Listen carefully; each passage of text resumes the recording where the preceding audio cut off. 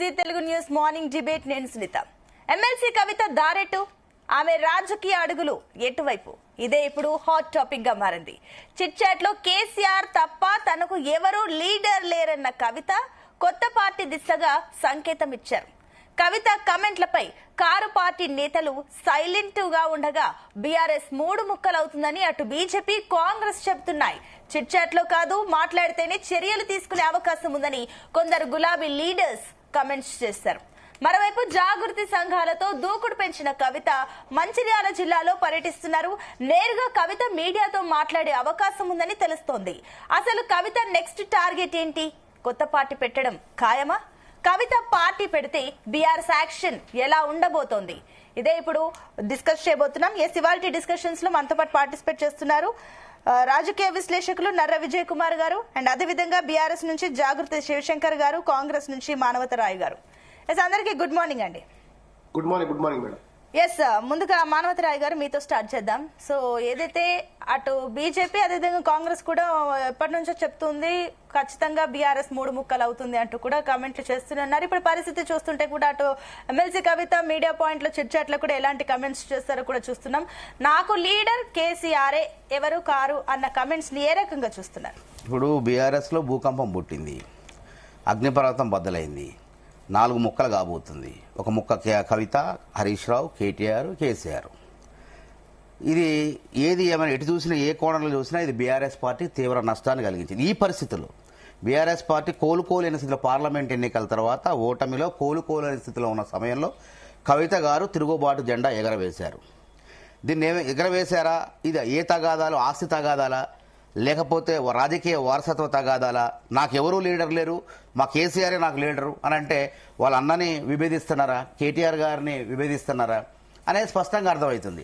లేకపోతే కేసీఆర్ కుటుంబమే ఒక రాజకీయ ఎత్తుగడగా వ్యూహాత్మకంగా ఈ యొక్క నాటకం ఆడుతున్నారా? ప్రజలందరూ దృష్టి మరల్చడం కోసం, జనాన్ని పిచ్చోళ్ళు చేయడం కోసం, బయటోడు పార్టీ పెడితే సమస్య వస్తుందని చెప్పి ఇంట్లో కుటుంబాన్ని బయటికి పంపించేసి బీజేపీ, బీఆర్ఎస్ ఒక తానులో గుడ్డ ముక్కలే. కాబట్టి వీళ్ళే బీజేపీ వాళ్ళకి ఎట్లుంటుంది, ఏదో ఒక ప్రాంతీయ పార్టీని, ఇప్పుడు ఆంధ్రప్రదేశ్లో పవన్ కళ్యాణ్ని, అక్కడ ఏకనాథ్ రెడ్డి మహారాష్ట్రలో, ఈ విధంగా చీలిక వాళ్ళు తీసుకొచ్చేసి రాజకీయంగా కాంగ్రెస్ పార్టీని దెబ్బకొట్టేందుకు కుట్రలో భాగంగానే ఈ విధంగా చేస్తున్నారా? అనేక అనుమానాలు జనాల్లో ఉన్నాయి. అంటే వాళ్ళంతా ఒకటే, వాళ్ళంతా ఎప్పటికి కూడా కేసీఆర్, కవిత, కేటీఆర్ వీళ్ళు ఒకటే. కాకపోతే ఇక్కడ కాంగ్రెస్ పార్టీని దెబ్బకొట్టాలంటే ఏదో ఒక రాజకీయ ఎత్తుగడ ఉండాలి. కాబట్టి కవితని పక్కకు నెట్టి దానికి బీజేపీ ప్రోత్సాహం కూడా ఉంది. కవిత గారు కూడా చెప్పారు, బీజేపీతో మేము అంటగాగుతున్నాం, ఏదో మనస్ఫూర్తిగా, ఎందుకంటే ఏదో ఒకటి చెప్పాలి, కారణం చెప్పాలి కదా.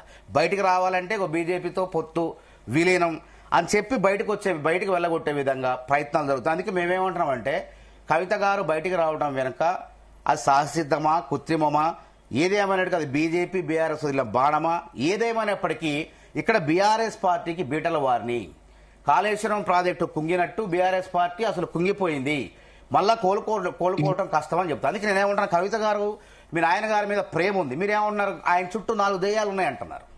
మరి ఆ దెయ్యాలు ఉన్నాయి, ఇంతవరకు మీరు బయట పెట్టలేదు. విమానం దిగంగలోనే మీరేమన్నారు, నేనే రాసిన లేఖ అన్నారు. అంతకుముందు ఏం చేశారు వీళ్ళు బీఆర్ఎస్ నాయకులు అంతా కూడా, చోటా మోటా నాయకులు ఏం చేశారు? ఇదంతా ఈ లేఖ విడుదల అనేది ఎవరు చేశారు? బీఆర్ఎస్ పార్టీ కుటుంబ సభ్యులు ఎవరైతే ఉన్నారో, కవిత గారు, హరీష్ రావు గారు, కేటీఆర్ గారు, కేసీఆర్ గారు ఇంటి నుంచే బయటకు వచ్చింది. అది వాళ్ళకు వాళ్ళు లీక్ చేశారు వ్యూహాత్మకంగా. అంటే ఇంకో అంశం కూడా ఇక్కడ ఉంది, కేసీఆర్ గారికి నోటీసులు వచ్చినాయి, కాళేశ్వరం నోటీసులు. కేటీఆర్ గారికి ఈ ఫార్ములా 1 రేసులో ఏసీబీ నోటీసులు ఇచ్చింది. తర్వాత కాళేశ్వరం విద్యుత్ కొనుగోళ్లలో అక్రమాలు, అవినీతి, ఇవన్నీ కూడా అవినీతి ఉచ్చు బిగుస్తుంటే ఈ అంశం జనాల్లో బాగా చర్చ జరుగుతుంది. ఈ అంశాన్ని ఏమన్నా పక్కదారి పట్టించే విధంగా జనాల దృష్టిని ఈ కవిత విడిపోతుంది, కవిత వేరు కుంపడ పెట్టుకుంది, సొంత దుకాణం పెట్టుకుంది అనే ఆలోచన కలిగించడం కోసం వ్యూహాత్మకంగా ఎత్తుగడన అనే కోణంలో కూడా దీన్ని బాగా ఆలోచించారు. అందుకే నేనేమంటానంటే నిజంగా కేసీఆర్ గారి మీద ప్రేమ, పాప ఆయన బక్క ప్రాణం, ఆయన చుట్టూ 4 దెయ్యాలు ఉన్నాయంటున్నారు. 4 దెయ్యాలు ఆ పీక తింటే రేపొద్దున చాలా సమస్యలు వస్తాయి, మీ పార్టీకి కూడా సమస్యలు వస్తాయి. కాబట్టి కేసీఆర్ గారిని ఎవరు కాపాడాలా, కవిత గారు కాపాడాలి, ఎట్లా కాపాడాలా? ఆయన చుట్టూ ఉన్న 4 దెయ్యాలు ఆడదెయ్యాలా, మగదెయ్యాలా, కొరివిదెయ్యాలా, ఏ దెయ్యాలో తెలంగాణ ప్రజలకు చెప్పి కేసీఆర్ గారిని కూడా ఎందుకు కాపాడాలంటానంటే నేనేమంటానంటే, ఇవాళ కాళేశ్వరంలో నోటీసులు వచ్చినాయి, కేసీఆర్ గారి మీద పెద్ద అవినీతి ఆరోపణలు వచ్చినాయి. ఆయన దోష నిర్దోష, ఆయన అవినీతి పరుడా నిజాయితీ పరుడా అని తేలాలంటే మరి ఆ దెయ్యాల బెక్క తింటే తేలుతుందా? ఆ మచ్చతోనే ఇబ్బంది అయింది కదా. కాబట్టి కవిత గారు మీ వల్ల కాకపోతే చెప్పండి, మేము సలహా ఇస్తున్నా. చాలా మంది కేసీఆర్ గారికి కూడా మూఢనమ్మకాలు ఉంటాయి కాబట్టి ఆ దెయ్యాలను మీరు చెప్పకపోతే కనీసం భూత వైద్యులు బస్తర్లో ఉన్నారు, బస్తర్లో ఉన్న భూత వైద్యులను పిలిపించి ఆ దెయ్యాలను పారదోలండి, ఆ బొక్క ప్రాణాన్ని కాపాడండి. తెలంగాణ ప్రజలకు రేపు విచారణ జరుగుతుంది. ఆ విచారణ హాజరైన తర్వాత అసలు దోషులు ఎవరు, అసలు దొరలు ఎవరు, దొంగలు ఎవరు అనేది తేలుతుంది కదా. అప్పటిదాకా ఆయన కాపాడే ప్రయత్నం చేయండి. కాబట్టి ఏది ఏమైనా వీళ్ళ ఇంట్లో తాగాదానా, ఇది ఆస్తి తాగాదానా, వారసత్వ కాదనా, అందుకే మేమేమంటున్నాం అంటే వీళ్ళు ఏమంటారు మధ్యలో కాంగ్రెస్ పార్టీ చేస్తుంది అంటున్నారు. లేఖ విడుదలైనప్పుడు ఏం చేశారు, ఇది కాంగ్రెస్ పార్టీ కుట్ర ఉందని. అయ్యా మాకు అవసరం లేదు. వాళ్ళ తీరెట్లుందంటే, బీఆర్ఎస్ నాయకుల తీరెట్లుందంటే మొగుడు కొట్టినందుకు కాదు, తోటికోడలు చూసి పక్కుని నవ్వినందుకు వచ్చింది బాధ అంతా. అంటే వాళ్ళు కొట్లాడుతుంటే మేము ఇటు చూస్తాను. అందుకు వీళ్ళు మా మీద అది కాంగ్రెస్ కుట్ర ఇది అంటున్నారు. వాళ్ళ కాంగ్రెస్ లోకి వచ్చిందని చెప్పి ఆపాదిస్తున్నారు. కవిత గారు కాంగ్రెస్ రారండి. కవిత గారు ఉత్తగా పేరుకే ఏదో ఆరోపణలు చేశారు. కానీ ఎవరు నదులన్నీ సముద్రంలో కలిసినట్టు ఆర్థిక నేరగాళ్ళని ఆడిపోతారు, జైలుకు పోవాల్సిన వాళ్ళు బీజేపీ కార్యాలయంలో పోతారు. చూడండి, చాలా మంది హేమంత్ బిశ్వాస్ శర్మ శారద అవినీతి కేసులో పెద్ద ఎత్తున ఆయన మీద సూత్రధార అని చెప్పి వచ్చింది. ఆయన ఏడాది బీజేపీలో ముఖ్యమంత్రి ఉండు. మొన్న ప్రచారం జరిగింది కదా, కాంగ్రెస్ లో మంత్రి పదవి వస్తే వస్తానని చెప్పేసి ప్రచారం. నేను చెప్పిన ఊహాజనితమైనవి పుకార్లు పుట్టించి కాంగ్రెస్ గంటగట్టే ప్రయత్నం చేస్తారు ఈ కుట్రని. దీని వెనకేంది ఉత్తగా కాదు, బీజేపీ ఉన్నది, బీజేపీ డ్యామేజ్ అవుతుంది. కవిత గారి వ్యాఖ్యలు ఎట్లున్నాయంటే ఇది బీజేపీతో బంధాలు ఉన్నాయి, మేము జైల్లో ఉన్నప్పుడు విలీనమైందంటే దాన్ని బలపరిచే విధంగా రాజా సింగ్ గారు బయటకు వచ్చిండు. గుమ్మడికాయ దొంగ నిజంగానే వీళ్ళు ప్యాకేజీలు ఇస్తే బీజేపీలు అమ్ముడుపోతారు అని చెప్పి రాజా సింగ్ గారు నిన్న బలపరిచే విధంగా మాట్లాడి. ఏది ఏమైనప్పటికీ ఈ అంశం అనేది బీఆర్ఎస్ పార్టీకి తీవ్రమైనటువంటి నష్టాన్ని కలిగిస్తుంది. ఇలా కాంగ్రెస్ పార్టీయో లేకుంటే వేరే పార్టీనో బీఆర్ఎస్ పార్టీని ఇరుకుని పెట్టాల్సిన అవసరం లేదు, ఇబ్బంది పెట్టాల్సిన అవసరం లేదు. అందుకే కవిత గారు కూడా కాంగ్రెస్ లోకి వచ్చేవాళ్ళు అయితే మరి సొంత దుకాణం ఎట్లా పెడతారండి? 30 కోఆర్డినేటర్లు ఎట్టేసుకుంటారు. తర్వాత సింగరేణి ఏరియాలో అదేవిధంగా పొద్దున్న లేస్తే కవిత గారు కాంగ్రెస్ పార్టీని దూషిస్తున్నారు. కాంగ్రెస్ పార్టీని తన ఎక్స్ ఖాతాలో బీభత్సంగా విమర్శిస్తారు. చూసుకోండి,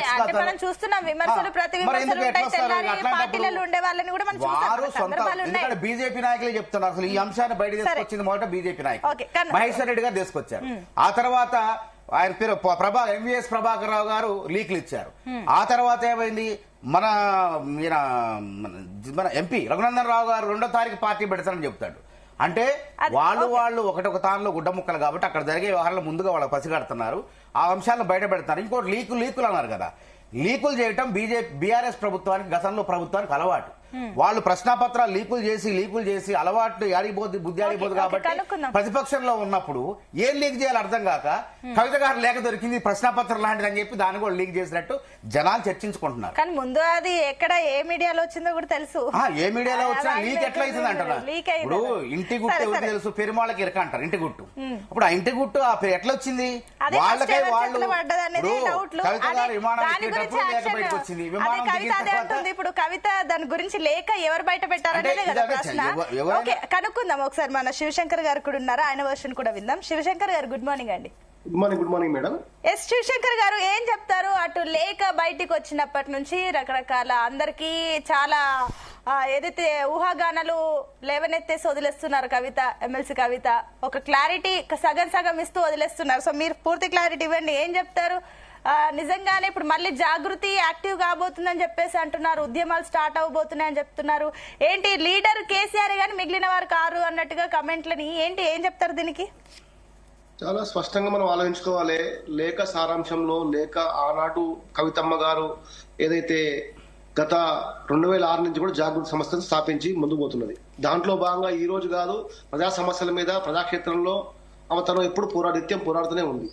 ఈ రోజు ఏదో జాగృతికి విస్తృత స్థాయి సమావేశాలు ఏర్పాటు చేసి పార్టీ వ్యవస్థాపకంగా నిర్మాణం చేయాల్సిన అవసరం ఆ రోజు జరిగింది. 2006లోనే గ్రామ శాఖలు, మండల శాఖలు, జిల్లా శాఖలు, రాష్ట్ర స్థాయి కార్యవర్గాలు, రాష్ట్రంలో ప్రత్యామ్నాయం పార్టీగా బీఆర్ఎస్ పార్టీకి ఒక రక్షణగా ఆర్ఎస్ఎస్ లెక్క, మరి ఎన్ఎస్యు లెక్క ఒక రక్షణ శాఖగా జాగృతి నడిచిందండి. ఈ రోజు ఏదో తను మీరు అనుకున్నట్టుగా జాగృతిని బలోపేతం చేస్తున్నది, అదొక కోఆర్డినేటర్ పెట్టుకోవడం కంపల్సరీ కదా. తన సంస్థను బలోపేతం చేసుకోవడం ఖచ్చితంగా చేసుకుంటుంది. దాంట్లో భాగం లేఖ గురించి చెప్తున్నాను. లేఖలో మాలాంటి నిజమైనటువంటి కార్యకర్తలు ఎంతో మంది బీఆర్ఎస్ పార్టీలో 2001 నుంచి ఉన్న వ్యక్తుల మనోభావాలు తను ఖచ్చితంగా బీఆర్ఎస్ పార్టీలో ఏదైతే జరుగుతున్నటువంటి మంచి చేసుకోవడం కోసం మాట్లాడుకున్న మాటలు మనం చెప్తున్నాం. ఇలా కాంగ్రెస్ పార్టీ కానీ, బీజేపీ కానీ, రాజకీయ ప్రత్యర్థులు కానీ సోషల్ మీడియా వాళ్ళు కానీ. వాస్తవాన్ని కూడా కాంగ్రెస్ పార్టీ చూద్దాం. మన అదే కోమటిరెడ్డి వెంకరెడ్డి గారు విమర్శలు ఏమైతే రేవంత్ ఎట్లా విమర్శించినట్టు, డిహెచ్ అట్లా విమర్శిస్తున్నారు. రాజకీయాల్లో తన పార్టీలో కొంత అవకాశం తప్పు దాడి తప్పినప్పుడు అది చక్క పెట్టే ప్రయత్నం అందరూ చేస్తుంటారు. ఆ చక్కబెట్టే ప్రయత్నంలోనే ఈ మార్గం నడుస్తుంటది. దాంట్లో భాగంగా కేసీఆర్ గారి నాయకత్వాన్ని గౌరవిస్తున్నాం, కేసీఆర్ గారు బాగుండాలని కోరుకుంటున్నాం. అదే చెప్తాం కవితమ్మ గారు కూడా. గతంలో అయితే వేరే కేసు విషయంలో మరి నోటీసులు రాగానే రాష్ట్ర ఉలికి పడ్డట్టుగా మొత్తం పార్టీ ప్రోగ్రామింగ్ చేసి మరి ఒక ఉలికి అంటే ఒక అటెన్షన్ తెచ్చినటువంటి ప్రభుత్వం పార్టీని మరి ఎందుకు కేసీఆర్ గారి ఏదైతే కాళేశ్వరం ప్రాజెక్టు తోటి మరి పూర్తి స్థాయి కూడా పేద ప్రజలందరికీ కూడా సాగునీరుకి అందించిన కేసీఆర్ గారికి నోటీసులు ఇస్తే ఎందుకు పార్టీ మాట్లాడతలేదు, కార్యాచరణ ఎందుకు రూపొందిస్తలేదు? అసలు వాస్తవం ఏం చెప్పాల్సిన అవసరం ఉంది కదా. కేసీఆర్ గారు నీళ్ళు తప్పైందా, కేసీఆర్ నీళ్ళు పోపడం తప్పైందా? ఆ విషయాలు పక్క జరుగుతున్నాయనిగా మా కవితమ్మ గారి ఆలోచన విధానము. అంటే ఇప్పుడు 3 ముక్కలు అవుతుంది అన్న కమెంట్లు అటు కాంగ్రెస్ బీజేపీ రెండు చేస్తున్నాయి. సో దీనికి ఏం చెప్తారు? మరి నిన్న చిట్చాట్ లో కూడా కవిత ఒక కమెంట్ అయితే చేశారు, మీరు పార్టీ పెట్టబోతున్నారు అంటే పెట్టబోనని నేను చెప్పట్లేదు అన్నట్టు ఒక చెప్పినట్టుగా చెప్పారు. ఏం చెప్తారు దానికి?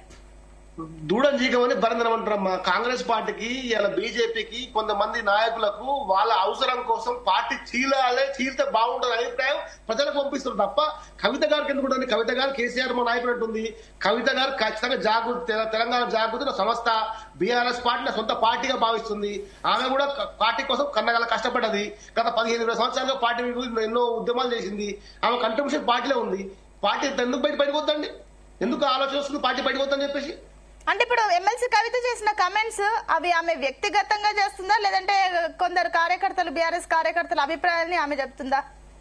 లేదు, ఆమె గత సంవత్సరం కాలం నుంచి ఇప్పటివరకు 45 నియోజకవర్గాల్లో విస్తృత స్థాయిలో మండల సమావేశాలు, అదేవిధంగా జిల్లా రౌండ్ టేబుల్ సమావేశాలు, కార్యకర్త సమావేశాలు నిర్వహిస్తే అక్కడ వచ్చిన ఫీడ్బ్యాక్ అండి.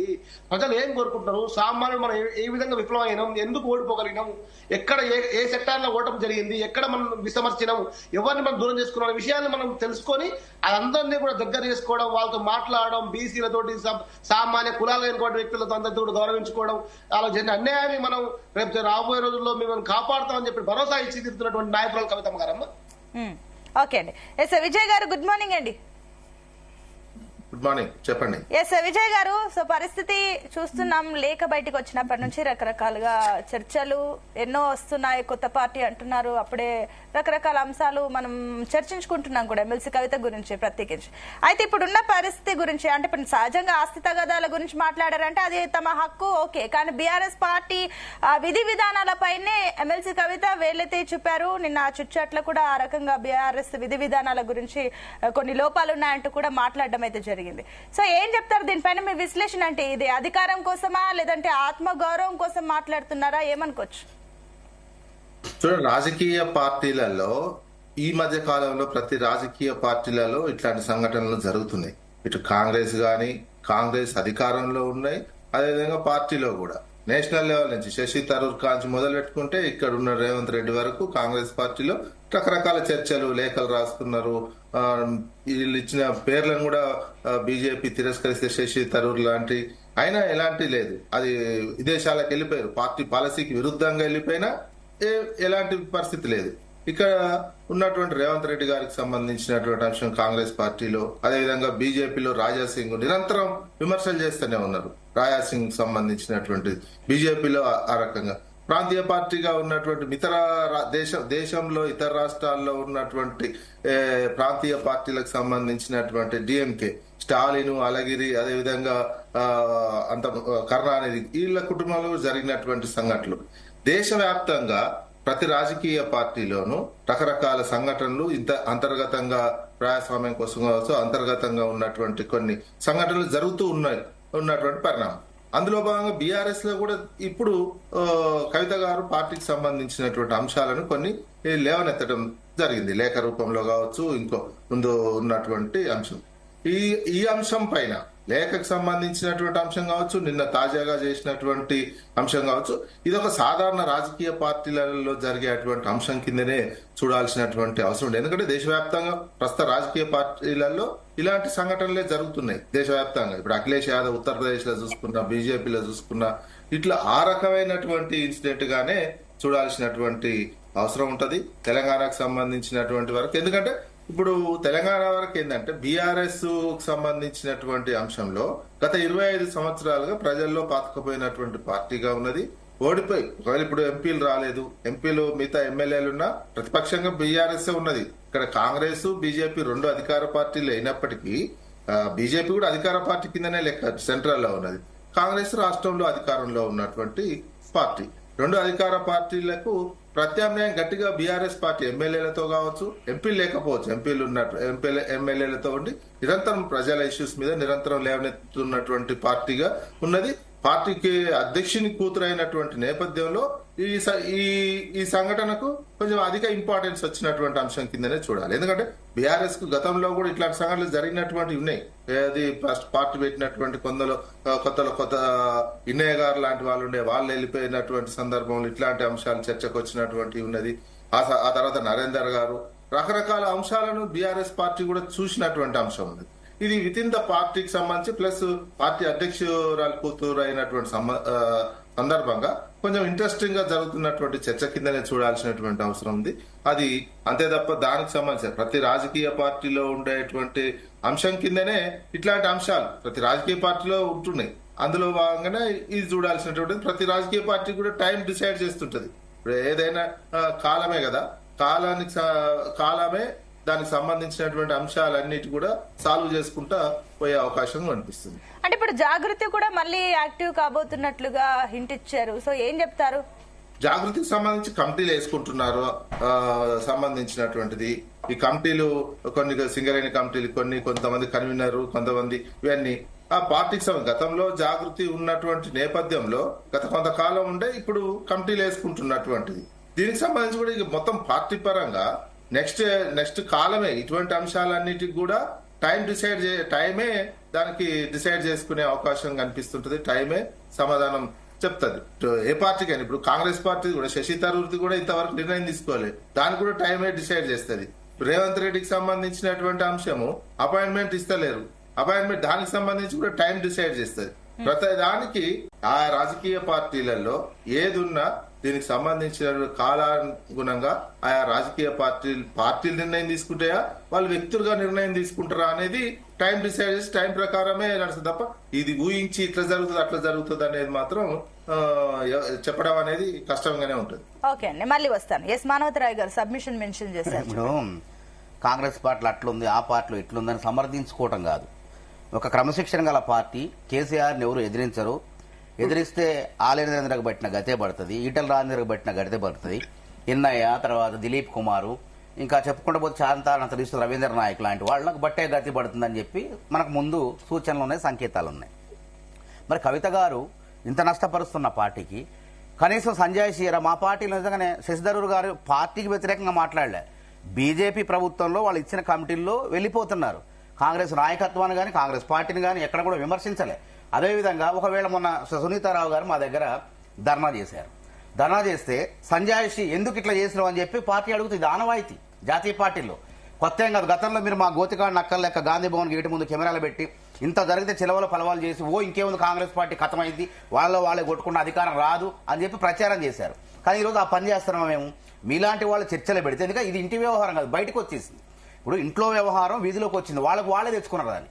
వీధిలో వ్యవహారం ఊరు కాదు, దేశం కాదు, ప్రపంచ దేశానికి చుట్టినప్పుడు మీలాంటి వాళ్ళు ఏది దీని మీద అన్నప్పుడు మేము కథనాలు విశ్లేషణ చేస్తున్నాం. దాన్ని కూడా తప్పుపడుతున్నారు. కనీసం మా కాంగ్రెస్ లో నువ్వు ఎందుకు మాట్లాడినావు చెప్పు, సమాధానం ఇవ్వు అని అడుగుతాం. మన సునీతారావు గారు సమాధానం ఇచ్చారు, సంతృప్తికరం చెందారు, వారు కూడా క్షమించమని అడిగారు. ఇట్లుంటాయి కాంగ్రెస్ లో. కానీ మరి బీఆర్ఎస్ పార్టీలో ఇంత చేస్తా అంటే కవితకు ఒక న్యాయం, వేరే వాళ్ళకి ఒక న్యాయమా చెప్పండి? కవిత గారు కనీసం అడగాలి కదా, ఎందుకు చేసినావు అమ్మా అని ఒక పార్టీ నుంచి అధికారికంగా ఒక సంజాయిషి అడగాలి కదా, నోటీస్ ఇవ్వాలి కదా. నోటీస్ ఇచ్చిన తర్వాత వారు ఇచ్చిన వివరణ సంతృప్తి చెందొచ్చు. కానీ ఏమీ లేకుండా మరి ఎదుటి పార్టీలు నిందించడం ఏందంటున్నా. కాంగ్రెస్ పార్టీ ఇది తెలవదా? స్వతంత్రం వచ్చిన దగ్గర నుంచి 1878 సంవత్సరం నుంచి ఏవో హ్యూమ్ దగ్గర నుంచి కూడా అధ్యక్ష పదవి 1 సంవత్సరం 2 సంవత్సరాలకు ఎన్నిక అయ్యేటప్పుడు యుద్ధ వాతావరణం ఉంటుంది. కాంగ్రెస్ నేను కావాలని చెప్పి కూటములు ఏర్పాటు చేసుకుంటారు. అధ్యక్ష పదవి నియామకం అయిన తర్వాత అందరూ కూడా సర్దుకొని సక్రమంగా పనిచేస్తారు. మరి ఇలా బీఆర్ఎస్ పార్టీలో కొంత కూతురే తిరుగుబాటు జెండా ఎగరవేస్తే ఇప్పుడు ఈ అల్లుళ్ళు పోటు ఉంటుంది ఎక్కడైనా కానీ. ఎన్టీ రామారావు గారికి అల్లుడు పోటు ఉంది, మరి కేసీఆర్ గారి కూతురు పోటు ఏంది చెప్పండి దీనికి? ఇక్కడ చరిత్రలో ఇప్పుడు షర్మిలా గారి అంశం కూడా దగ్గర దగ్గర పోలికలు ఉన్నాయి. షర్మిలా గారు పాపం కష్టపడ్డారు, రాజకీయంగా అవకాశాలు లేదు, ఎదగనీయలేదు, ఆస్తిలో వారసత్వం ఇవ్వలేదు. వారు ఏదో సొంతగా పార్టీ పెట్టే ప్రయత్నం చేశారు. ఆ రోజు తెలంగాణలో అమ్మ నువ్వు పార్టీ పెడితే ఓటు బ్యాంక్ జీలిపోద్ది, అది వేరే అధికార పార్టీకి ఆ రోజు బీఆర్ఎస్ కి బీజేపీ కలిసి వస్తుంది, కాబట్టి నువ్వు కాంగ్రెస్ లో చేరే అధికారం లేదు అక్కడికి వెళ్ళని చెప్పి పంపించను. కానీ వారి మీద ఎటువంటి అవినీతి మచ్చ లేదు. షర్మిలా గారికి మంచి ఉంది. అంటే కానీ అక్కడ వేరే సినారియో, అక్కడ ఫస్ట్ ఆస్తి గురించి వచ్చింది, తర్వాత పార్టీ అన్నారు. ఇక్కడ కూడా అంతర్లీనంగా మొదట వచ్చే గొడవలు దేనికి వస్తాయంటే పైసల కాడ వస్తాయి, ఆస్తుల కాడ వస్తాయి. కేసీఆర్ గారు మొన్న వరంగల్ మీటింగ్ లో రజతోత్సవ సభలో నా రాజకీయానికి నా ఆస్తికి వారసుడు మొత్తం కేటీఆర్ అని చెప్పి స్పష్టం చేశారు, దిశానిర్దేశం చేశారు. అంతేకాకుండా బీఆర్ఎస్ పార్టీలో బ్యాంకుల్లో మూలుగుతున్న డబ్బులు మొత్తం కూడా అధికార వడ్డీనే నెలకు వచ్చేసి 100 కోట్లు వస్తాయట. మరి ఇప్పుడు వారసుడుగా ఆస్తులకు రాజకీయానికి వారసుడని తేల్చిన తర్వాత ఆస్తుల అంశం బయటపెట్టాలి. అసలు విషయం ఏంటంటే అంతర్గతంగా అన్నదమ్ముల మధ్య కానీ అక్కా చెల్లెల మధ్య కానీ దేనికోసం వస్తాయి తేడాలు, గొడవలు? ఆస్తుల కోసం ఫస్ట్ పంపకాల దగ్గర వస్తాయి. నా ఆస్తులు పంచుతారా లేదా అనే అంశం కూడా ఇమిడి ఉంది అందులో. కాబట్టి నేననే మాట కాదు, చాలా మంది విశ్లేషకులు అంటున్నారు, ప్రజలు అంటున్నారు. దాన్ని అడ్డుపెట్టి నాకు రాజకీయం దక్కలేదు అని మాట్లాడుతున్నారా కవిత గారు? అందుకే బ్లాక్ మెయిల్ చేస్తున్నారా, బెదిరిస్తున్నారా? మరి కవిత గారు ఇంత బెదిరిస్తుంటే మరి అధినాయకత్వం మౌనంగా ఎందుకుంటున్నారు చెప్పండి. గురించి ఒకసారి క్లారిటీ తీసుకుని మళ్ళీ మీ దగ్గరకు వస్తాను. శివశంకర్ గారు ఏం చెప్తారు దీనికి? కాంగ్రెస్ పార్టీ నాయకులకు ఒంటె పెదవు కన్నా నక్కాశపడ్డదంట. వాళ్ళ దృష్టి ఎంతసేపటికి బీఆర్ఎస్ పార్టీ చీలికి వస్తుందేమో, చీలిక రెప్పియాలి, లేదా కవిత గారికి నోటీసులు ఇప్పియాలి, కవిత గారిని బయటకు పంపించాలి, కవిత గారితో వేరే విధంగా పార్టీ పెట్టాలి, లేకపోతే మా పార్టీ తీసుకొచ్చుకోవాలి అనే దురుద్దేశం చూస్తుంది. మా పార్టీలోకి ఎందుకు తీసుకుపోతాం? 100 కోట్ల లెక్క స్కామ్ లో పోయినా మేము తీసుకుంటాం. వినండి, ఎందుకు చెప్తారంటే కాంగ్రెస్ పార్టీ సంస్కృతి సాంప్రదాయాలు మొన్న చూసినాం. బీసీ ఏదైతే కులగన కోసం చూసినాం, ఏదైతే ఎస్సీ వర్గీకరణ చూసినాం. పార్టీ ఆఫీస్ తాళాలేసి పార్టీ తలబెట్టిన చరిత్ర ఉంది పార్టీకి. ఇందిరాగాంధీ కాంచి మొదలు పెడితే నెహ్రూ కాంచి సర్దార్ వల్లభాయ్ పటేల్ ని ప్రశ్నిస్తే ఎలగొట్టిరు, సుభాష్ చంద్రబోస్ గారిని న్యాయం కొడితే ఎలగొట్టిరు. కాంగ్రెస్ పార్టీకి పూర్తి చరిత్రలో ఎప్పుడైతే నిజమైనటువంటి ప్రశ్నించే నాయకుని ఎలగొట్టి సంస్కృతి సాంప్రదాయాలు కాంగ్రెస్ పార్టీకి ఉన్నాయి. నేను ఎందుకు చెప్తున్నంటే బీఆర్ఎస్ పార్టీలో కవిత గారు మాట్లాడింది పచ్చి నిజాలు మాట్లాడింది, పార్టీని బాగుపరచుకోవడం కోసం మాట్లాడింది, పార్టీలో ఉన్నటువంటి అన్యాయాలు ప్రశ్నిస్తున్నది. అది తండ్రైనా కార్యకర్తగా సమానంగా ఉన్నా అనేటువంటి విషయాన్ని కూడా ప్రజలు తెలియజేసే ప్రయత్నం చేస్తున్నది. తండ్రిగా మాట్లాడాలనుకుంటే 4 కోట్ల మధ్య మాట్లాడుకోగలుగుతుంది, కానీ ప్రజాక్షేత్రంలో పార్టీ మార్పు రావాలి, పార్టీలో సమస్థాయిగా అందరికీ కూడా న్యాయం జరగాలని విధంగా మాట్లాడుతున్నది. ఎందుకంటే నోటీసులు ఇవ్వాలి, ఎందుకు కవిత నోటీసులు ఇవ్వాలి? కాబట్టి ఏమ్మా తప్పు మాట్లాడింది, అలా రాంగ్ కూడా మాట్లాడిందా? పోదాంపా బహిరంగ చర్చ పోదాంపా గ్రామగ్రామానా కార్యకర్త నీ కాంగ్రెస్ పార్టీ నువ్వు గ్రామగ్రామానా ఏం తప్పు మాట్లాడింది? నిజంగా మాట్లాడింది. కాబట్టి ఎంతసేపటి కూడా కాంగ్రెస్ పార్టీ నాయకులకు ఎప్పుడైనా వాళ్ళ అవకాశం కోసం ఎదురు చూస్తున్నట్టు నాయకులు కనిపిస్తారు. ఇదే రేవంత్ రెడ్డి గారిని మరి బీజేపీ కోవట్ అన్నారు. ఎవరు కోవట్ తెలియదా? వాస్తవాన్ని 40 సార్లు 50 సార్లు పోతున్నాను, నేను ఆర్ఎస్ఎస్ కార్యకర్తలు అని చెప్పినావు. ఎక్కడ ఉంది? ఎవరు మాట్లాడుకోవాలి? ఇవన్నీ మనం వ్యక్తిగత విమర్శలు చేసుకోవడం కన్నా మనం నిజం అన్యాయాన్ని ప్రశ్నించే వ్యక్తిని మనం నిజమే తెలుసుకొని మాట్లాడాల్సిన అవసరం ఉంది. మాలవరాయ్ గారు, ఇప్పుడు నేను పాపం ఉన్నమాట అంటే ఉలిక్కి పడతాను సోదరుడు. నేను ఉన్నమాట అంటే ఉలిక్కి పడతాను. నేను చెప్పిన ఆల్రెడీ కాంగ్రెస్ పార్టీలో సముద్రం లాంటి పార్టీలు ఇట్లాంటివి వస్తుంటే శోకాది నోట్లు ఇస్తారు, సంజాయిషి చెప్తారు, సమస్య పోతాయి. కానీ బీఆర్ఎస్ పార్టీ అంటే క్రమశిక్షణ మారిపోయిన బీఆర్ఎస్ పార్టీలో ఈ తీరైంది. అసలు మీరు గతంలో మమ్మల్ని విమర్శించారు, గుర్తుపెట్టుకోండి. కాంగ్రెస్ పార్టీ గేటు దగ్గర కెమెరాలు పెట్టి కాంగ్రెస్ పార్టీ 4 గోళ్ల మధ్య జరిగే అంశాలు కూడా రచ్చ చేశారు. ఇవాళ మీరు చేసిన పనికి మీరే బలవుతున్నారు. ఇది ఈ విధంగా కాబట్టి అడ్డుపడకండి, నన్ను చెప్పనివ్వండి. ఇప్పుడు సభ్యత కాదు, నన్ను చెప్పనివ్వండి. కాబట్టి నేను చెప్పిన అంశాన్ని కొత్తగా చెప్తున్నారు. నేను ఏమంటున్నానంటే, సరే మీరు అన్నదే ఓకే, బీజేపీకి బీఆర్ఎస్ కి బంధం ఉన్నది. మరి బంధం ఉందంటే మీ పార్టీ నష్టపోయినట్టే కదా. బంధం ఉందంటే కవిత గారి మాటల్ని ఎవరు సమర్థించారు? మళ్ళా బీజేపీ నాయకుడు రాజా సింగ్ కవిత చెప్పింది నిజమే అన్నాడు. మరి ఎవరికి నష్టమైతే మాకేమో నష్టమవుతుందా? ఇంకా మా మనమే పెరుగుతుంది కాంగ్రెస్ పార్టీకి. మాకేం ఈ సందర్భంగా చెప్తాను, మేము ఇందులో మాకు వచ్చే నష్టమే లేదు. కవిత గారు చేయాల్సిన నష్టాన్ని చేశారు, కోలుకోలేని దెబ్బ తీశారు పార్టీకి. కాబట్టి ఏమంటారు, ఎవరో సినిమాలో డైలాగు, ఎవరో శత్రువులు ఎక్కడో ఉండర్రా, మన అక్క జిల్లెళ్ళు ఆడపడుచుల మధ్యనే ఉంటారు, మన కుటుంబ సభ్యులే ఉంటారు అన్నట్టుంది కథ మొత్తం. ఎవరు శత్రువు? కాంగ్రెస్ శత్రువా? ఇలా రాజారామే సినిమా డైలాగ్ గుర్తొస్తుంది, శత్రువులు ఎక్కడో ఉండరు, మన అక్క చెల్లెళ్ళు రూపంలోనే ఉంటారు, కాబట్టి చాలా జాగ్రత్తగా ఉండాలని చెప్పారు. మీరు జాగ్రత్తగా ఉండండి, మాకేందుకు, మేము సక్రమంగా అంతా నడుస్తుంది, కమిటీలు అవుతున్నాయి, రాష్ట్ర అభివృద్ధి కోసం గాడిలో పెట్టిన ఆర్థిక వ్యవస్థను గాడిలో పెట్టే ప్రయత్నం చేస్తున్నాం. ఫస్ట్ మీరు ఇంట గెలవండి, ఇంట గెలిచిన తర్వాత రచ్చ గెలవండి. ఇంట లేదా ఇంట్లోనే కొట్లాటాయా ఏమన్నా ఏదో చెప్పి ఇప్పుడు కాదు దశాబ్దాల. ఒక నిమిషం ఆగండి, ఇట్లా రన్నింగ్ కామెంట్ ఇస్తే ఎవరికి అర్థం కాదు. మీరు అడగండి, వేమన ఎప్పుడో చెప్పిండు, చెప్పులోన రాయి చెవులోన జోరీగా, కంటిలోన నలుసు కాళ్ళలోన ముళ్ళు, ఇంట్లోన పోరు అంతా ఇంత కాదయా విశ్వదాభిరామ వినురవేమ అని చెప్పి మంచి నీతిని చెప్పింది. ఫస్ట్ మీరు ఇంట్లో పోరు ఉన్నది, ఆ పోరు చెప్పనలవి కానటువంటి బాధ, ఆ బాధ తీరాలంటే అంతా ఇంత కాదు అది ఆ బాధ. కాబట్టి ఆ బాధను నివృత్తి చేసుకోండి. పక్క పార్టీల మీద ఎందుకు పడతారు మీరు? ఎందుకు ఆత్మ పరిశీలన చేసుకోండి, ఆత్మస్థుతి పరిణితి చేయకండి. మాకు సంబంధం లేదు, కవిత గారిని మా పార్టీలో చేర్చుకోము, దాన్ని కూడా బట్టగాల్చి మీద చేసే ప్రయత్నం ఎవరు చేయనక ఒక్క విషయం చెప్తానండి. జాతరలో జేబు దొంగలు మాట్లాడకండి. జాతరలో జేబు దొంగలు ఉంటారు, వాళ్ళు ఏం చేస్తారు, అంతా ఒకటే, వాళ్ళంతా విడిపోయి ఇద్దరు జనాన్ని దృష్టి మలచడం కోసం ఇద్దరు కలిసి కొట్టుకుంటుంటారు. పాప అమాయక జనం ఏం చేస్తారు, ఇట్లా చూస్తుంటారు ఏం జరుగుతుంది ఏందని. ఇట్లా తొంగి చూసే లోపు వీళ్ళ దొంగలు ఏం చేస్తారు, జనాలు జేబుల్లో పరుసులు మాయం చేస్తారు. ఈ కథ కూడా వీళ్ళు కొట్లాట అంతా ఉంటుంది. జాతరలో జేబు దొంగల కొట్లాట జనాల్ని పిచ్చోలు చేయడం కోసం, జనాల్ని పరుసులు మాయం చేయడం కోసం జరిగే తంత అంతా ఇది. అది మీరు చెప్తున్న దాంట్లో జేబు దొంగ ఎవరు? జేబు దొంగ వీళ్ళంతా ఒకటే అంటారు కదా. అసెంబ్లీ రౌడీ సినిమాలో రౌడీలు కొట్టుకుంటారు కదా, కొట్టుకుంటే జనాల మొత్తం చూస్తుంటారు. అట్లనే జాతరలో జేబు దొంగల కొట్లాట ఇది కృత్రిమ కొట్లాట. తెలంగాణ ప్రజల్ని మరోసారి మోసం చేసేది జరుగుతుంది. బీజేపీ నుంచి అల్జాపూర్ శ్రీనివాస్ గారు కూడా జాయిన్ అయ్యారు. శ్రీనివాస్ గారు గుడ్ మార్నింగ్ అండి. వెరీ గుడ్ మార్నింగ్ అమ్మా. శ్రీనివాస్ గారు, సో ఏదైతే అప్పుడు రజతోత్సవ సభలో కేసీఆర్ మాట్లాడిన దానికి సంబంధించి అటు ఎమ్మెల్సీ కవిత లెటర్ రాశారు. అప్పుడు బీజేపీ గురించి మీరు ఎక్కువగా మాట్లాడలేరు, నన్ను బీజేపీ ఎక్కువగా బాధ పెట్టింది. అండ్ నిన్న ఆ చిట్ చాట్ లో కూడా ఒక కమెంట్, బీఆర్ఎస్ బీజేపీలో విలీనం ప్రతిపాదన వచ్చింది, నేను దాన్ని అప్పుడు తిరస్కరించానని చెప్పేసి కమెంట్స్. సో ఏం చెప్తారు ఈ కమెంట్స్ కి, బీజేపీ ఏం చెప్తుంది క్లారిటీ? అండ్ ఇంకొకటి ఏంటంటే కూడా కిషన్ రెడ్డి కూడా ఒక క్లారిటీ ఇచ్చారు మొన్నటికి మొన్న, ఖచ్చితంగా ఎవరు కూడా వ్యక్తిగతంగా మాట్లాడొద్దు, పార్టీ ఈటెల కవితకు సంబంధించి ఎవరు కూడా మాట్లాడొద్దు అంటూ కూడా కమెంట్లు, ముందుగానే వార్నింగ్లు వస్తున్నాయి. ఏంటి ఏమనుకోవచ్చు, బీజేపీలో ఏం జరుగుతుంది దీని గురించి? బీజేపీ చాలా సభ్యంగా ఉంది, ఏమి జరగట్లేదు. అది కుటుంబ తగాదా, పవర్ గేమ్ ఆడుతా ఉన్నారు. పవర్ కావచ్చు లేకుంటే డబ్బులు కావచ్చు, దానికి నడుస్తున్నట్టు కుటుంబ తగాదా. ఎప్పుడైతే వరంగల్ సభ జరిగిన తర్వాత వారికి ఫోటో లేని కారణంగా, వారికి ఇంపార్టెన్స్ లేని కారణంగా, డాష్ మీద మాట్లాడే అవకాశం లేని కారణంగా వారు ఫ్రస్ట్రేట్ అయ్యి ఎన్నో రోజులు వస్తున్నటువంటి అన్నా చెల్లెల యొక్క ఈ యొక్క క్లాషెస్ పోటీ తత్వం కాస్త బయటపడింది, బాగా ఫ్రస్ట్రేట్ అయ్యి బయటకు వచ్చినారు. దానికి బీజేపీకి ఏం సంబంధం?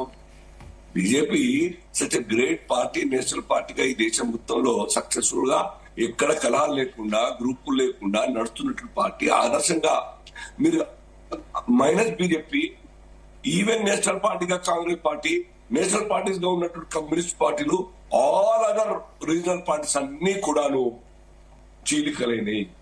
A to Z వరకు మరి ఒక ప్రాంతీయ పార్టీల యొక్క సంఖ్య, కాంగ్రెస్ పార్టీ యొక్క సంఖ్య చూస్తున్నాం, ఈవెన్ జనతా కూడా. సో ఇక్కడ వారు సరి చేసుకోవాలి, ఆ కుటుంబాన్ని, వాళ్ళ పొలిటికల్ పార్టీ సరి చేసుకోవాలి. ఇప్పుడు కవితకి ఇంపార్టెన్స్ లేని కారణంగా బయటకు వచ్చిందా? అదే ఇంపార్టెన్స్ కవిత గారికి ఇచ్చి ఉంటే మరి కేటీఆర్ గారు ఊపుకుంటున్నా, అఖిలేష్ యాదవ్ లాగా తల్లిని బయటపడుతుంది. లేదంటే శివసేనలో జరిగినటువంటి ఒక మహారాష్ట్రలో ఆ వద్ద చిరికమల్ల ఒక పార్టీ, ఇట్లా అనేక రాష్ట్రాల పార్టీలు వచ్చినాయి, ప్రాంతీయ పార్టీ. సో దానికి బీజేపీకి ఏం సంబంధం? సో బీజేపీ ఈ యొక్క రాష్ట్ర రాజకీయాల్లో ఇంపార్టెన్స్ ప్రజల్లోకి వచ్చిన తర్వాత, కాంగ్రెస్ ఫెయిల్యూర్ తర్వాత, బీఆర్ఎస్ చిలికిన తర్వాత బీజేపీకి అడ్వాంటేజ్. వాళ్ళు వస్తే బలం పెడతారు కాదు, మాకు వాళ్ళు రాకుంటే మనం ఇంక బలంగా ఉంటామని కాదు, ఏ క్వశ్చన్ కాదు. ప్రజలు కోరుకునేది ప్రజాక్షేమం, రాష్ట్రం యొక్క డెవలప్మెంట్ గురించి ఆలోచించేటువంటి ప్రజలు ఈసారి బీజేపీకి ఇంపార్టెన్స్ ఇస్తా ఉన్నారు. సో ఇక్కడ వారు చేరితే వాళ్ళలో చీలిక తెచ్చి మేము బలపడాలి, మా దాంట్లో చేంజ్ చేసుకోవాలనే ఆశ మాకు లేదు, అది దురాశనే అవుతుంది. ఎవరైనా జాయిన్ కావచ్చు, చాలా మంది జాయిన్ అయ్యారు, ఇప్పటికి జాయిన్ అవుతారు. కానీ మేము కోరి చీలిక తెచ్చి అడ్వాంటేజ్ తీసుకోవాలి, లేదంటే కేసీఆర్ ఒప్పించి బీఆర్ఎస్ మెల్క్ చేయాలి బీజేపీలో, ఆ ఆలోచన మాకు లేదు, ఇప్పటిదాకా చేయలేదు. అంటే ఇందాక మీరు అన్నారు కదా ఎవరైనా జాయిన్ అవ్వచ్చు అని, కానీ మీరు కోరి ఎవరిని పిలుచుకోము అని, కానీ ఎవరైనా జాయిన్ అవ్వచ్చు అంటే ఈ రకంగా చూస్తే బీఆర్ఎస్ సొంతంగా వచ్చి బీజేపీలో జాయిన్ అవుతుందా ఏంటి, ఏం చెప్తున్నారు? ఎవరైనా జాయిన్ కావచ్చు. దేశంలో కోట్ల మంది ఉన్నారు. ఎప్పుడైనా ఎప్పుడు మెంబర్షిప్ నడుస్తూ ఉంటది అక్కడ సభ్యత్వ ప్రక్రియ. కానీ అంటే ఒకటండి శ్రీనివాస్ గారు మొన్న రఘునందన్ డేట్ తో సహా చెప్పారు జూన్ 2న బీజేపీలో జాయిన్ అయిపోతుందని, అండ్ ఇంకోటి మొన్న ఈటెల కార్ దిగిపోతుందని చెప్పేసి కమెంట్స్ చేస్తారు. ఇందాక మన మానవతరాయ్ గారు కూడా రాజసింగ్ కమెంట్స్ ని చెప్పారు. రాజసింగ్ కూడా కవిత మాట్లాడిన దాంట్లో నిజం ఉందని. అంటే ఎందుకు మరి ఈ విషయంలో బీజేపీ నేతలు ఎందుకు ఉత్సాహం చూపిస్తున్నారు కమెంట్లు? మాకు పార్టీ యొక్క అధిష్టానం నిర్ణయమే శిరోధార్యం. అంటే అధిష్టానం చెప్పింది కాబట్టి వాళ్ళందరూ ఈ రకంగా మాట్లాడారా? చూడండి, మీరు వినండి. కిషన్ రెడ్డి గారు రాష్ట్ర అధ్యక్షుడు. వారు చెప్పిన మాటనే సర్వోపరి. ఇక్కడ వారు చెప్పిన మాటనే పార్టీ యొక్క స్టాండ్. సో ఎవరైనా రాజకీయాలు ఇండివిజువల్ ఒపీనియన్ చెప్పే అవకాశం ఉంటుంది, స్వేచ్ఛ ఉండదు. దాన్ని మేము తప్పు పడతలేము. కానీ ఏదైతే బీజేపీ మాట్లాడిందో అధ్యక్షుడిగా హోదాలో అదే స్టాండ్ మాది. అంటే మీరు చెప్తున్న ప్రకారం చూసినా కూడా ఈ కమెంట్లు చేసిన వాళ్ళు కూడా చిన్న చిత్తగా లీడర్లు కాదు, ఎంపీలు ఎమ్మెల్యేలు వీళ్ళే కమెంట్స్ చేస్తారు కదా. అంటే వాళ్ళ అభిప్రాయం వ్యక్తం చేసే స్వేచ్ఛ లేదేం మాది కదా. అనేక సందర్భాల్లో రాజసింగ్ గారు కూడా అనేక రకాలుగా మాట్లాడారు. ఎంపీలు కాకముందు ఎమ్మెల్యేలు కాకముందు అనేక రకాలుగా చాలా మంది మాట్లాడారు. మేము ఎప్పుడు తప్పు కొడతలేము. భావ స్వేచ్ఛ ఉన్నది, మాట్లాడతారు. బట్ మితిమీరి ఎవరు కూడా మాట్లాడద్దు. అధికారం ఏదో అవకాశం వచ్చిందిగా ప్రెస్ల ముందర మాట్లాడుతుంటే కరెక్ట్ కాదన్న విషయం స్పష్టంగా చెప్పినారు కిషన్ రెడ్డి గారు. సో ఇది ఏ మాత్రంగా కూడా మా బీజేపీకి సంబంధం లేని అంశం. బీఆర్ఎస్ వాళ్ళు తేల్చుకోవాలి.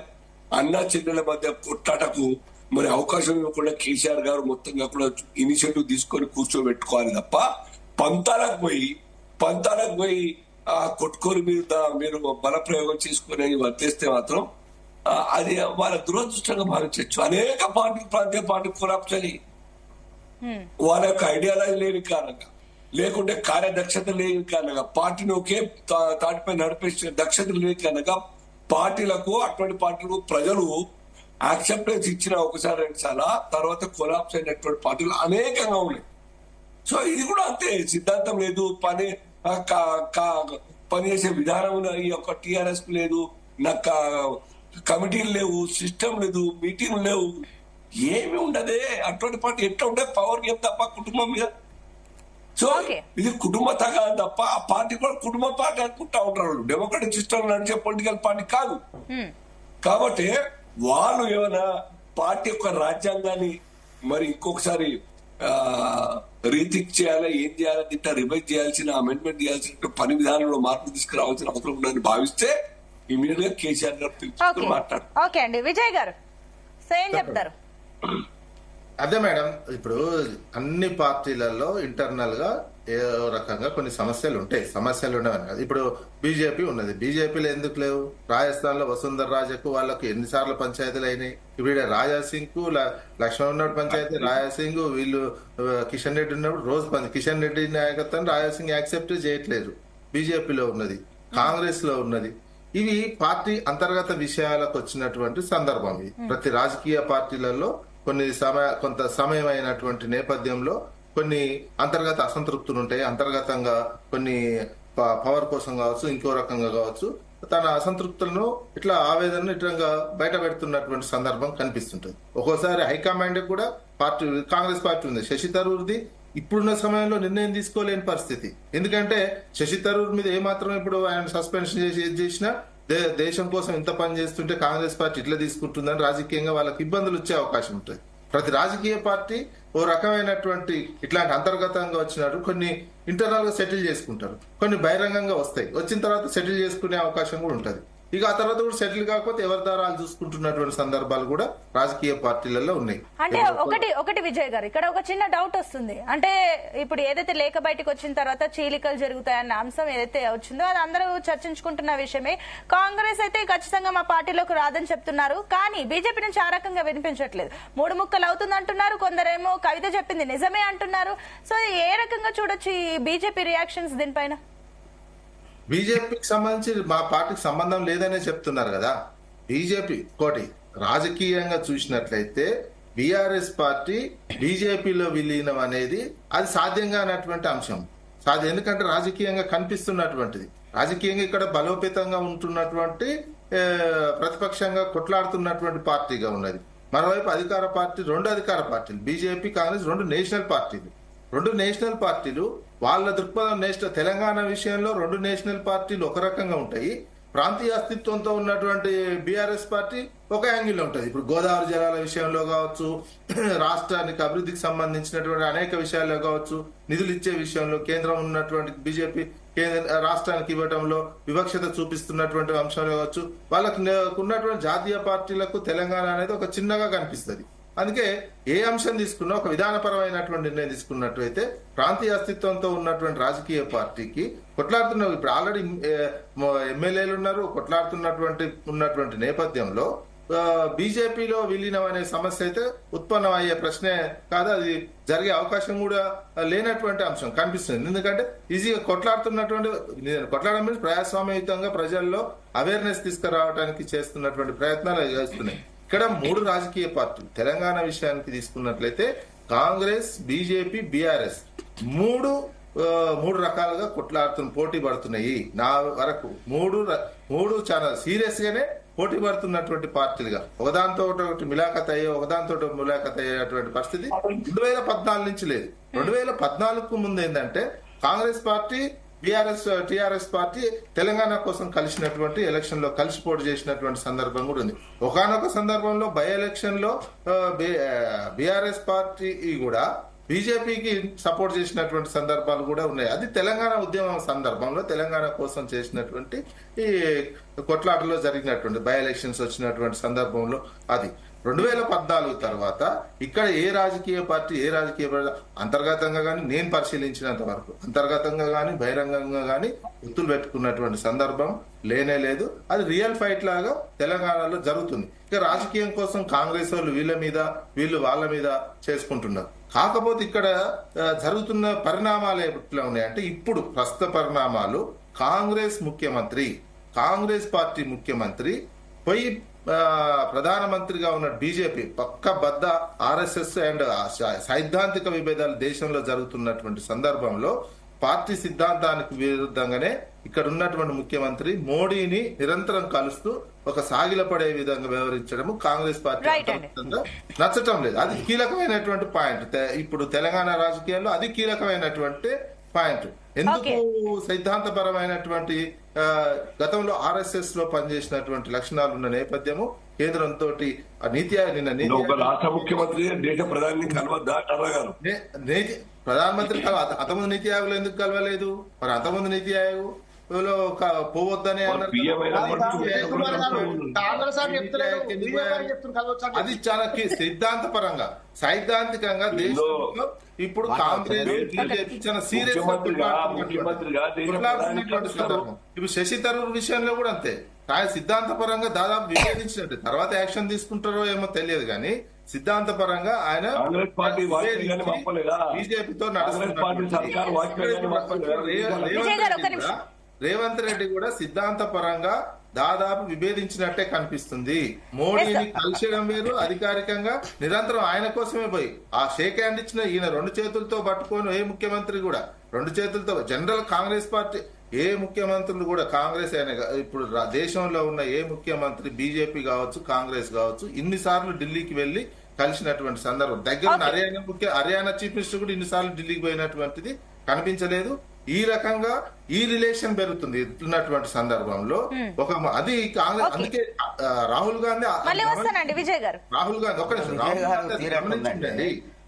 గాంధీ అది గమనించే విజయ్ గారు దూరం పెడుతున్నట్టు కనిపిస్తుంది. సిద్ధాంతపరమైనటువంటి తేడా. ఇప్పుడు వాళ్ళ 10 ఏళ్ళ అవకాశం ఇస్తే వాళ్ళు ప్రజల ఖజానా ఖాళీ చేశారు, వాళ్ళ పార్టీ ఖజానాను పెంచుకున్నారు. దేశంలో ధనవంతమైన పార్టీ అది. ఇప్పుడు రాష్ట్రంలో ఆర్థిక పరిస్థితులు బాగోలేవని చెప్పి ప్రాజెక్టులకు కేంద్ర ప్రభుత్వం సహాయం అవసరం అని చెప్పి ఈ సమాఖ్య వ్యవస్థలో రేపు కాంగ్రెస్ ప్రధానమంత్రి రాహుల్ గాంధీ ఉన్నా, రేవంత్ రెడ్డి గారు ముఖ్యమంత్రి ఉన్నా కేంద్ర మంత్రులను కలవాల్సిందే. సొంత ప్రభుత్వం అయినా సరే పోయి కలవాల్సిందే, వినతులు ఇవ్వాల్సిందే, మాకు ఇది కావాల్సిందే అని చెప్పాల్సిందే. అందులో భాగంగా పోతున్నారు. మరి గతంలో వీళ్ళు పోలేదా 10 ఏళ్ళు? అప్పుడు మీరు కూడా అన్నారు కదా బీజేపీ కాంగ్రెస్ విలీనం అవుతుందని చెప్పి మీరు నేను అనేదానికి శాస్త్రీయబద్ధంగా చెప్తున్నా. నేను అనేదానికి మీరు అడ్డుపడకండి విజయ్ గారు. మీరు మాట్లాడేటప్పుడు సభ్యతగా విన్నా, నేను విన్నా. మీరు అడ్డుపడితే నేను స్టూడియోలో ఉన్నా, నేను మాట్లాడితే అసలు మీకు నాదే వినపడుతుంది. కాబట్టి మీరు ఆగండి, మీరు అడ్డుపడకండి. అయితే 10 ఏళ్ళు వీళ్ళు అధికారంలో ఉండి ఒక వీళ్ళు వాళ్ళు బాగా సహకరించుకో. మేము మాట్లాడినాం అప్పుడు కూడా, ఎందుకు మాట్లాడినా ఉత్తగానే శాస్త్రీయబద్ధంగా మాట్లాడినాం. పార్లమెంట్లో ఏ బిల్లు పెట్టినా డూడు బసమం లేక తలూపటం, ప్రత్యేక విమానాలు వేసుకోపోవటం, చర్చ పెట్టాల్సిన చర్చ కూడా పెట్టలే వీళ్ళు. కనీసం మేము చర్చ పెట్టినాం, తర్వాత దాన్ని సూచనలు చేసినాం, ఇది మార్చాలి అది మార్చాలి అన్నాం. తర్వాత జాయింట్ పార్లమెంట్ కమిటీకి సిఫార్సు పంపాలని అడిగినాం. కానీ మాకు బలం లేకపోవడం వల్ల బిల్లు ఆమోదం అయితే ఆ విధంగా 10 ఏళ్ళు వాళ్ళ దోస్తానం ఉన్నది. అది అక్రమ సంబంధమా చీకటి ఒప్పందమా ఏదో మొత్తం నడిపించారు. తర్వాత కాంగ్రెస్ నాయకత్వాన్ని బీజేపీ నాయకత్వం అణిచివేసింది. చిదంబరం గారిని జైల్లో పెట్టింది, డీకే శివకుమార్ని జైల్లో పెట్టింది. రాష్ట్ర ముఖ్యమంత్రి పిసిసి ప్రెసిడెంట్ గా ఉన్న రేవంత్ రెడ్డిని కూడా అనేక రకాలుగా ఈడీ దాళ్లు, సిబిఐ దాళ్లు, ఐటీ దాళ్లని ఇబ్బందులు పెట్టి నిద్రపోనీలే, కంటి మీద కునుకు లేకుండా చేసే ప్రయత్నం చేశారు. కానీ మరి కేసీఆర్ గారి పైన ఎందుకు తొంగి చూడలేదు చెప్పండి? కేసీఆర్ గారి పైన తొంగి ఎందుకు చూడలేదు? ఎందుకు మమతా బెనర్జీని బీజేపీకి వ్యతిరేకంగా ఉన్న మమతా బెనర్జీ మీద సిబిఐ వాళ్ళ మంత్రులు జైలు వేశారు. మరి తెలంగాణలో కేసీఆర్ అవినీతి పరుడు అని చెప్పి వాళ్ళ నాయకత్వం కూడా మాట్లాడింది, బీజేపీ నాయకత్వం. కానీ చర్యలేవి? కాబట్టి నేను చెప్పే మాటలు కదా. ఇలా రాజాసింగ్ అంటాడు, గతంలో ఎవరన్నారు? రాజగోపాల్ రెడ్డి గారు వాళ్ళ బీజేపీలో ఉన్నప్పుడు మునుగోడు నుంచి పోటీ చేసినప్పుడు అసెంబ్లీ ఎన్నికలప్పుడు కవితను కనుక మనం అరెస్ట్ చేయకపోతే బీఆర్ఎస్ బీజేపీ ఒకటే అనే సంకేతాలు ప్రజల్లోకి వెళ్తాయి, మీరు చర్యలు తీసుకుంటారా లేదా అని చెప్పేసి ఆయన తీసుకోపోయేసరికి ఆయన దుకాణం ఆయన మళ్ళా సొంత గుటికి రావడం జరిగింది. అదేవిధంగా కొండా విశ్వేశ్వరరెడ్డి గారు ఇప్పుడు ఎంపీగా ఉన్నారు. అక్కడ కొండా విశ్వేశ్వరరెడ్డి గారు కూడా కవిత గారిని మీరు చర్యలు తీసుకుంటారా లేదా, లిక్కర్ 100 కోట్ల లిక్కర్ అంశం ఉంది, ఎప్పుడు ఈడీలు నోటీసులు ఇస్తుంది వదిలిపెడుతుంది, సిబిఐ నోటీసులు ఇస్తుంది వదిలిపెడుతుంది, తప్పుడు సంకేతాలు పోతాయి అని వారు కూడా మొత్తుకున్నారు. మరి అన్ని బలం కళ్ళ ముందు కనపట్లేదా? పార్లమెంట్ ఎన్నికలప్పుడు నష్ట నివారణ కోసం అప్పుడు అరెస్ట్ చేశారు. అదే జరిగినటువంటి పరిణామాలు. కాబట్టి ఈ బీజేపీ బీఆర్ఎస్ ఇవన్నీ కూడా ఒక తానులోని గుడ్డ ముక్కలే. వేరు కదా, నేను చెప్పింది కదా, జాతరలో జేబు దొంగలెట్టను వీళ్ళు కూడా అంత అందరూ ఒకటే. ఒక నిమిషం ఎస్ శివశంకర్ గారు, నేనేమంటున్నా, మానవతరాయ్ గారు ఏమంటున్నారు, కొంతమంది వ్యక్తులు రాజగోపాల్ రెడ్డి లాంటి వ్యక్తులు, ఎవరైనా కొండా విశ్వేశ్వరరెడ్డి లాంటి వ్యక్తులు రాజకీయ లబ్ధి కోసం అరెస్ట్ చేయాలంటే అరెస్ట్ చేసే స్థాయికి ఈడీ పోయిందంటే మనం కాంగ్రెస్ పార్టీలో ఉండి కూడా ఇంకా బలపరుస్తున్నాం అంటే మనకు సిగ్గు అనిపించాలి. సోనియా గాంధీ గారిని ఇబ్బంది పెడుతున్నారు, మచ్చలేని నాయకత్వాన్ని. రాహుల్ గాంధీ గారిని ఇబ్బంది పెడుతున్నారు. అదేమన్నా మీకు లెక్క 100 కోట్ల ప్రజాధనాన్ని దొబ్బిన కేసులు కావవి. సొంత పత్రికను కాపాడుకునేందుకు నేషనల్ హెరాల్డ్ అనే పత్రికకు కాంగ్రెస్ కార్యకర్తల చందాలు విరాళాలు ఇస్తే దాంట్లో తప్పుందని చెప్పి బీజేపీ నాయకుడు ఫిర్యాదు చేస్తాడు. మళ్ళా ఈడీ సిబిఐ మూసివేసిన కేసుని తిరగదోడారు బీజేపీ అధికారంలోకి వచ్చిన తర్వాత. కాబట్టి మీరు ఉన్న మాటను తట్టుకోలేకపోతున్నారు. మీరు అంటగాగి అంటే మీరు విమర్శించడానికి ఏం లేక కాంగ్రెస్ పార్టీలో కదా ఉన్నది, గిజున్నది కదా. మీ దగ్గర ఏమో చూసుకోండి. ఫస్ట్ మీ ఇంట్లో ఇల్లు తగలబడుతుంది, దాన్ని చక్కబెట్టుకోండి. అందుకే నేను ఏమంటున్నా, ముందు ఇంట గెలవండి, ఇంట గెలిచిన తర్వాత రచ్చ గెలవండి. టీవీలో కూర్చొని అరిచినంత మాత్రాన గీ పెట్టినంత మాత్రాన ప్రయోజనం లేదు. ఇదంతా పెద్ద డ్రామా. కొట్టినట్టు చేస్తే ఆమె ఏడిచినట్టు చేస్తారు. ఇదంతా కూడా పక్కదారి పట్టించే రాజకీయాలు. కాంగ్రెస్ పార్టీకి పార్టీ పుట్టింది, వేరే వాళ్ళు పార్టీ పెడితే వాళ్ళకి నమ్మకం ఉండదు. కాబట్టి కవితలు కావాలనే ఉద్దేశంతో బయటికి పంపి ఈ కొత్త నాటకానికి తెరదీశారని చెప్పి తెలంగాణ అనుకుంటున్నారు. శివశంకర్ గారు, నేనే మానవతరాయ్ గారికి ఎన్నిసార్లు పోయినప్పటికీ కూడా నేను ముఖ్యమంత్రి గారు ప్రధానమంత్రి గారికి కావాల్సిన అవసరం ఉంది, గౌరవించాలి. మన ప్రధానమంత్రి గారు, నాకు కూడా ప్రధానమంత్రి గారే కాదనట్లేదు. ఎన్నిసార్లు పోయినాడు, ఏ ప్రాజెక్ట్ అనుమతులు వచ్చినాయి, ఏ ప్రాజెక్టుల ఆధారంగా డబ్బులు వచ్చినాయి చెప్పండి. ఒక్క రూపాయి రాలేదు. ఒక్క రూపాయి తేకపోగా గత ప్రభుత్వంలో ఉన్నటువంటి ముఖ్యమంత్రి కేసీఆర్ గారిని, ఆనాడు ముఖ్యమంత్రి కేసీఆర్ గారిని, తెలంగాణ రాష్ట్ర సుశామలం చేసినటువంటి అభివృద్ధిలో ఉన్నటువంటి నాయకుడిని అలా ప్రశ్నిస్తున్నావు కదా. ఒక్క రూపాయి అక్కడ పోయి మోకరిల్లే మన ఆత్మగౌరవానికి పొర్లు దండాలు పెట్టింది కేసీఆర్ గారయ్యా. రేవంత్ రెడ్డి పొర్లు దండాలు పెట్టలే, మోడీకి పొర్లు దండాలు పెట్టింది కేసీఆర్. ఫోటోలు ఉన్నాయి, సాక్ష్యాలు ఉన్నాయి. రేవంత్ రెడ్డి బాజాప్తా పోతాడు, అక్రమ సంబంధం కాదు. రేవంత్ రెడ్డి ప్రజలు చెప్పిపోతాడు మీదంతా అక్రమ సంబంధం. పగలు ముద్దులాట, రాత్రి ముద్దులాట మీది అక్రమ సంబంధం అంటారు దాన్ని. రేవంత్ రెడ్డి బాజాప్తా పోతాడు, బాజాప్తాగా వస్తాడు, మా అధిష్టానానికి తెలుసు. దాని మీ పార్టీలో వ్యవహారాలు కనీసం చక్కబెట్టుకుంటా మీరు రేవంత్ రెడ్డి ముక్కు బాగలేదు, రేవంత్ రెడ్డి కాలు బాగలేదు, రేవంత్ రెడ్డి బాగలేదు నవ్వుతున్నా కానీ ఒక నిమిషం అండి, ఒక నిమిషం. ఢిల్లీలో ఉంటే కూడా ఒక రాష్ట్ర ముఖ్యమంత్రి గారు తెలంగాణ ఆత్మగౌరవ ముఖ్యమంత్రి గారికి ఒక ముఖ్యమంత్రి హోదాలో అపాయింట్మెంట్ చేయాలంటే రాహుల్ ఎవరా గాంధీ చెప్పింది ఆ స్థాయిలో ఉంది. అనవసరమైనటువంటి ఫాల్తు మాటలు మాట్లాడతారు చేతగా ఆడలేక మధ్యలో కూడా పాత గజ్జలు అంటుంది కథ అంతా కూడా మననే కదా సిడబ్ల్యూసీ అంటే కాంగ్రెస్ లో అత్యున్నతమైనటువంటి పార్టీ వ్యవస్థ సిడబ్ల్యూసీ లో రేవంత్ రెడ్డి గారిని పక్కన కూర్చోబెట్టుకుని మల్లికార్జున ఖర్గే, రాహుల్ గాంధీ, సోనియా గాంధీ అందరూ 42% రిజర్వేషన్లు సర్వే చేసినందుకు కులగణన చేసినందుకు అభినందించారా లేదా అని పొరపోతాను. మీ కేసీఆర్ ఫస్ట్ మీ కేసీఆర్ గెలమండిపోయి మీ ఎమ్మెల్యేలకు ఇలా ఈ కారణం ఎవరు? ఫామ్ హౌస్ లో పడుకున్న కేసీఆర్ ని ప్రతి నాయకుడు గెలవమనండి. ఇలా కవితను గెలవలేకపోవడం కదా ఇది. ఫామ్ హౌస్ లో పడుకున్న కేసీఆర్ ని మా నాయకుడు ఢిల్లీలో కలిసి వస్తాడు. కనీసం ఇక్కడ జగదేవ్పూర్ లో ఉన్నటువంటి ఎర్రవల్లి ఫామ్ హౌస్ లో ఏ నాయకుడు కలుస్తాడు కేసీఆర్ చెప్పండి. మీరు ఢిల్లీ 2 గంటల్లో పోవచ్చు, ఎర్రవల్లి ఫామ్ హౌస్ లో 3 గంటలు సోయి లేకుండా మాట్లాడతారు. సోయి లేకుండా ఏది పడతారు మాట్లాడితే ఎట్లా? ఎర్రవేలి ఫామ్ హౌస్ ఢిల్లీ కన్నా దూరం కలగడానికి టైం పట్టింది. ఢిల్లీ 2 గంటల్లో పోవచ్చు మనం ఎక్కితే, కానీ ఎర్రవేలి ఫామ్ హౌస్ పోవడానికి 3 గంటలు పడుతుంది.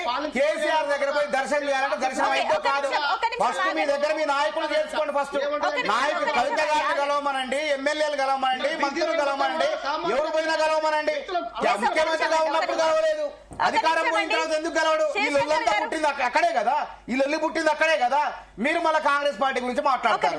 మా దాంట్లో పారదర్శకత ఉంటది, వాస్తవికత ఉంటది. ప్రతిసారి గెలవాల్సిన అవసరం లేదు. మొన్ననే కలిశారు, రేపు కలుస్తారు. అప్పుడు ఏం సమాధానం చెప్తారు? ఏం సమాధానం చెప్తావు? ఫస్ట్ నీ పార్టీని చక్కబెట్టుకో. మీ పార్టీ జాగృతి నాయకులు పార్టీ పెడుతుందా లేదా, కేసీఆర్ తో ఉంటారా లేదా అని తెలుసుకోండి. టైం తక్కువ ఉంది.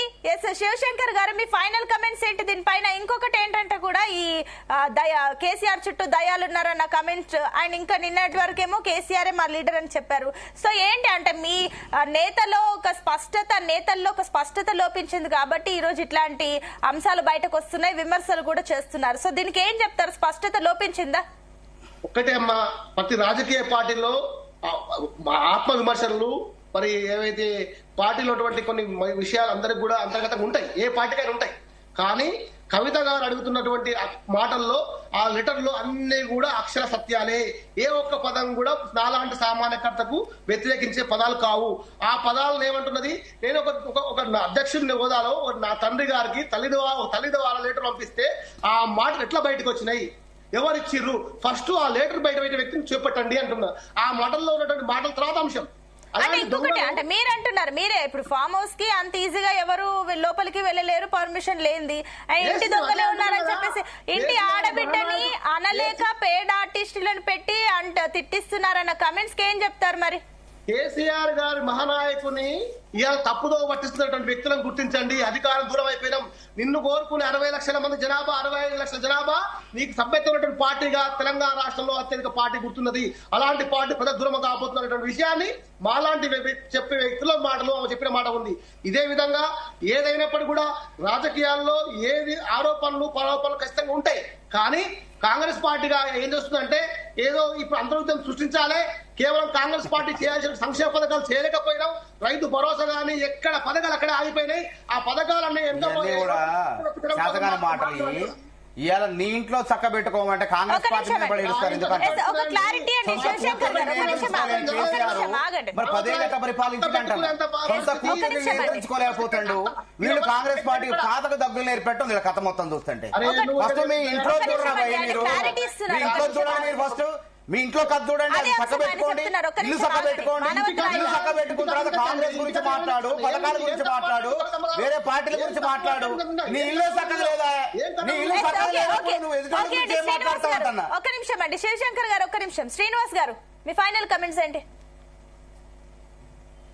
అరే కేసీఆర్ గారు చొరవ తీసుకోవాలి.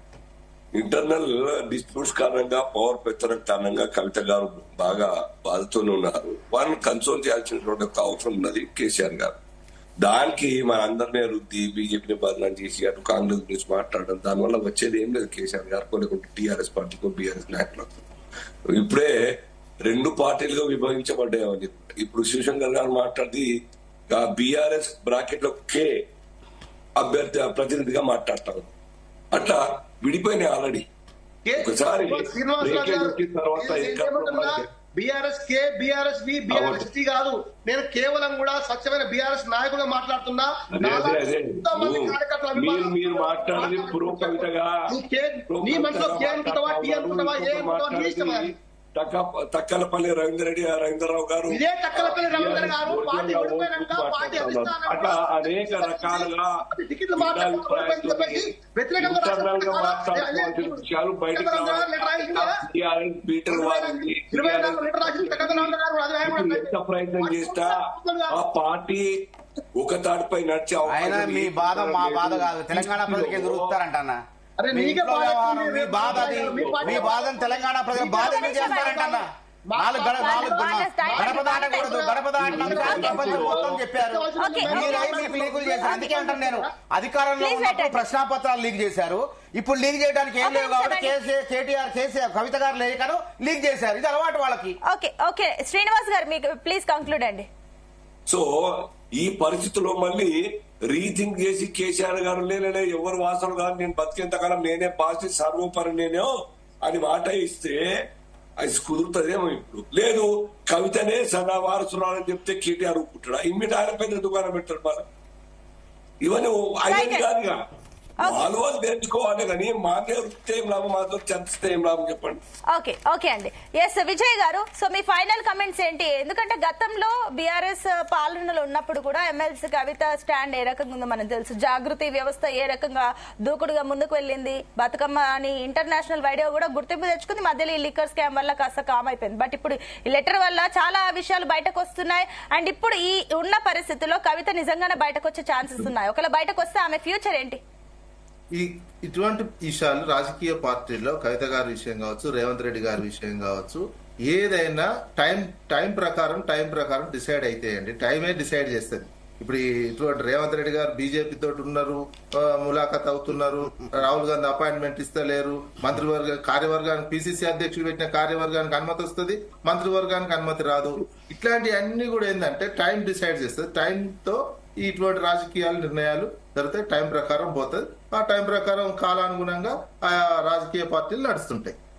ఓకే అండి, రైట్ అండి. డిబేట్ లో పార్టిసిపేట్ చేసిన అందరికి కూడా థ్యాంక్ యూ అండి. సో మొత్తం మీద నిన్న చిట్ చాట్ లో ఎమ్మెల్సీ కవిత కమెంట్స్ అవి ఏ రకంగా దారి చూపిస్తాయి? నిజంగానే ఎమ్మెల్సీ కవిత కొత్త పార్టీ పెట్టి కొత్త రాజకీయ వ్యూహం ఏమైనా తీసుకొస్తున్నారా, లేదంటే కేవలం పార్టీలో ఉన్న అసంతృప్తిని ఆవిడ బయట పెడుతున్నారా? ఏదేమైనప్పటికీ ఈ విషయంలో కేసీఆర్ ఏం చేస్తారనేది మాత్రం